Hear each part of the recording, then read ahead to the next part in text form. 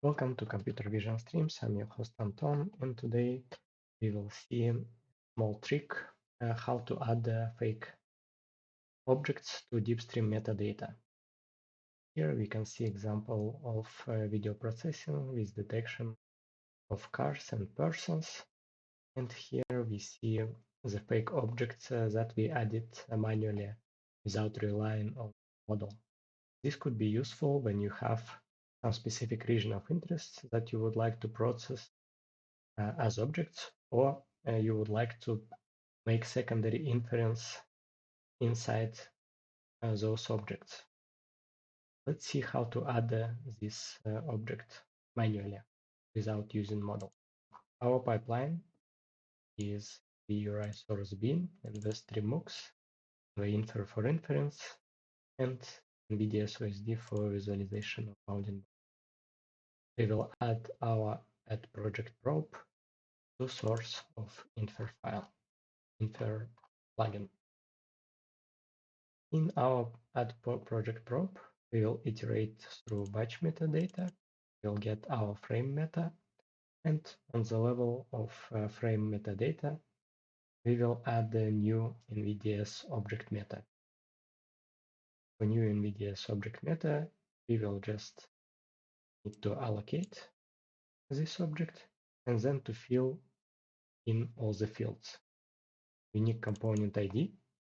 Here, if you have different object of interest and you want to control them later to choose which object to use for inference, you can specify some constants.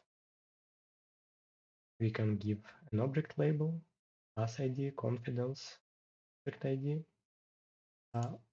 Next, we will define the position frame and the color of the borders as a background.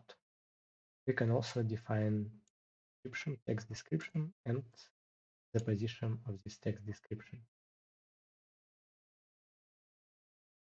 We can fill in tracker confidence information to 0 or to another value if we use some logic that relies on confidence downstream.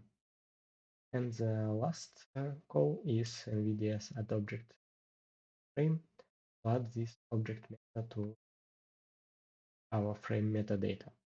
Some other use cases could include debugging secondary inference model.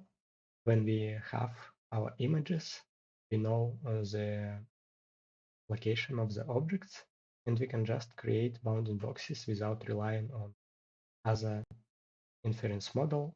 We can read those objects from, for example, ground truth file. Then we can run pipeline to retrieve the inferences of the secondary model.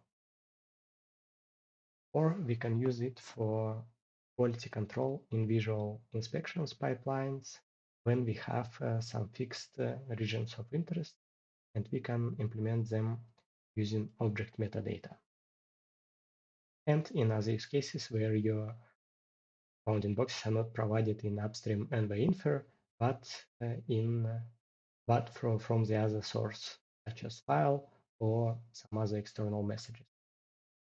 Hope that was useful. If you find any interesting application of manual object metadata, please comment down below. Subscribe to my channel, and I'll see you in the next video.